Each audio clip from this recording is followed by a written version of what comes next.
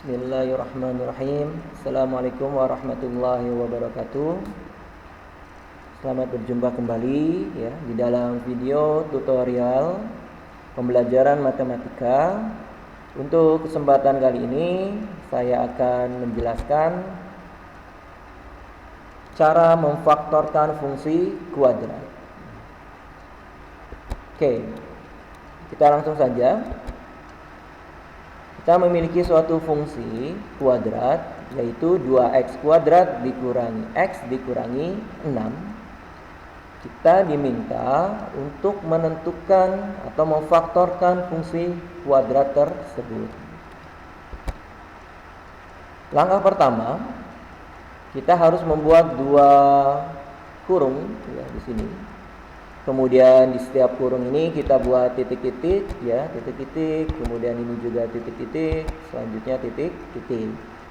Artinya di sini nanti ada 4 yang harus kita substitusikan ke dalam titik-titik tersebut.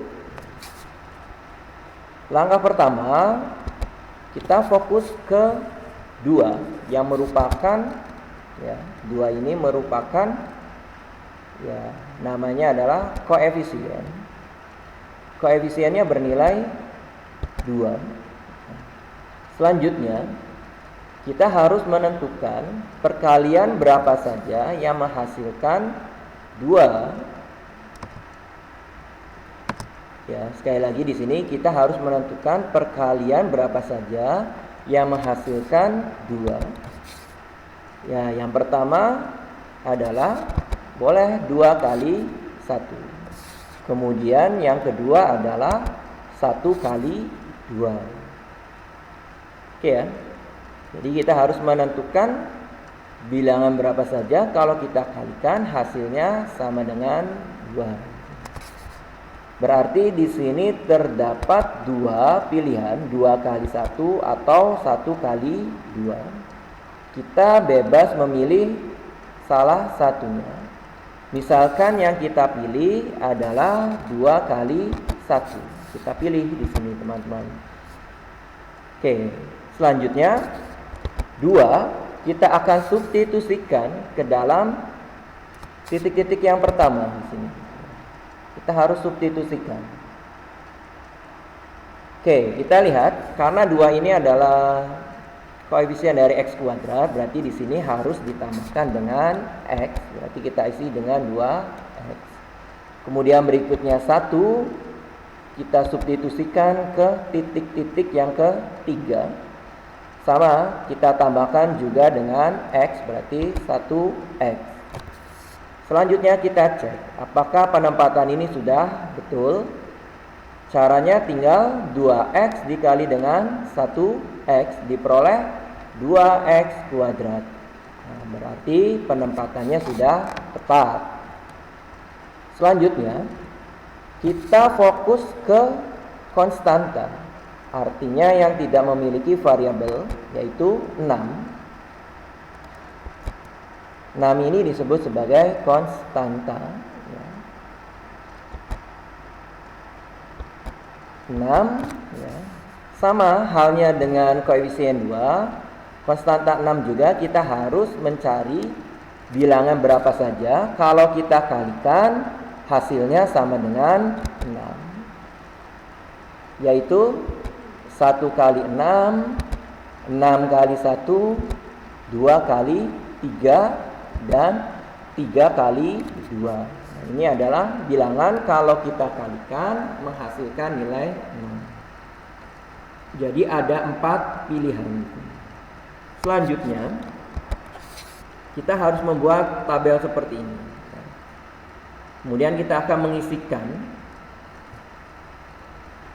1 ya, kalau kita kalikan dengan 2 ya, berarti 2 kali 1. Nah, 2 kali 1 diperoleh 2. Letakkan di kolom yang pertama. Kemudian berikutnya 6 kita kalikan dengan 1 diperoleh 1 kali 6. Hasilnya diletakkan di kolom berikutnya. Kemudian kolom yang ketiga di sini diisikan dengan 6 dikurangi 2. Artinya bilangan yang paling besarnya dikurangi dengan bilangan yang lainnya. Diperoleh 4. Kemudian untuk kolom keempat diisikan dengan penjumlahan. Dari 6 ditambah 2 diperoleh 4. Oke, selanjutnya lakukan hal yang sama untuk kemungkinan yang lain, yaitu 6 kali 1. Berarti 6 dikali 2, hasilnya diletakkan di kolom pertama di sini, yaitu 12. Kemudian 1 dikali 1, hasilnya diletakkan di kolom yang kedua. Kemudian kolom ketiga, selisih bilangan yang terbesar dikurangi bilangan yang kecil, yaitu 11. Kemudian kolom keempat, penjumlahan 12 ditambah 1 sama dengan 13. Lakukan untuk pilihan yang lain, 2 kali 3, kemudian 3 kali 2. Diperoleh hasilnya seperti ini. Oke ya, mudah-mudahan dapat dipahami. Selanjutnya, kita akan menentukan mana pilihan yang harus kita ambil di sini. Caranya adalah kita lihat variabel X, kemudian koefisien dari variabel X.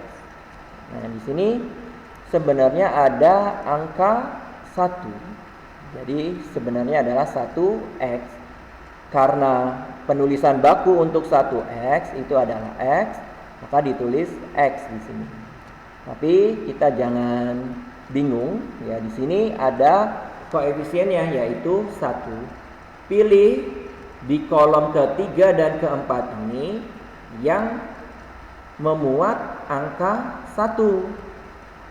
Berarti nah ini ya angka 1. Yang ini tidak, karena 4 dan 8, kemudian 11 dan 13, kemudian 4 dan 8. Berarti angka 1 ini diperoleh dari 2 kali 3. Sehingga kita pilih 2 kali 3. Dari keempat ini kita pilih 2 kali 3 karena mengandung unsur 1. 1 ini diperoleh dari koefisien dari X-nya. Oke, selanjutnya tinggal kita akan substitusikan ya 2 ini. 2 ini diletakkan di titik-titik paling kanan. Ya. Jadi di sini diletakkan 2.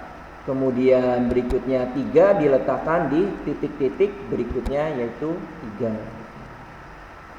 Oke, selanjutnya ini belum selesai karena kita belum menentukan operasi atau tandanya di sini untuk setiap hurufnya. Langkah selanjutnya menentukan operasi atau tanda matematika. Yang pertama kemungkinannya ya, pengurangan atau negatif itu kombinasinya adalah positif, negatif, atau negatif, positif. Kemudian tanda berikutnya plus atau penjumlahan, kombinasinya adalah positif, positif, atau negatif, negatif. Ini perlu diingat ya, karena di sini dasarnya. Oke, kita kembali lagi ke fungsi kuadrat di sini. Kita lihat tanda pada konstanta adalah negatif. Berarti yang kita gunakan kemungkinannya positif negatif atau negatif positif di sini. Yang sebelah kanan yang ini tidak kita gunakan karena di sini tandanya negatif. Tinggal kita pilih mana yang digunakan, yang pertama atau yang kedua.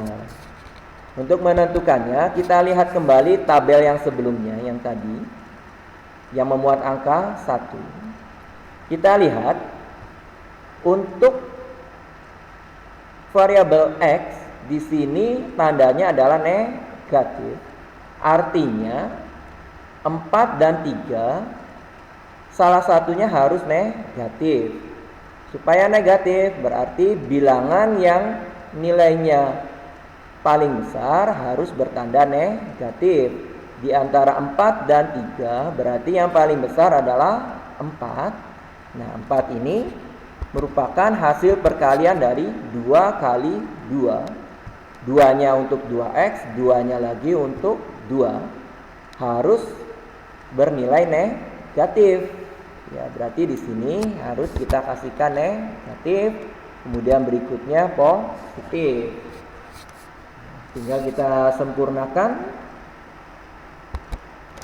2x tambah 3 tidak perlu kita rubah, ya tetap 2x tambah 3. Yang kita rubah adalah 1x. Ini kita rubah ke dalam bentuk bakunya adalah x dikurangi 2, berarti x dikurangi 2. Maka faktor dari fungsi kuadrat 2x kuadrat dikurangi x dikurangi 6 adalah 2x ditambah 3 dikali x dikurangi 2. Nah, ini adalah langkah-langkah dalam memfaktorkan fungsi kuadrat. Mudah-mudahan cukup mudah dipahami, ya. Kemudian tidak ada kendala dalam pemahamannya. Oke, kalau gitu saya akhiri aja. Assalamualaikum warahmatullahi wabarakatuh.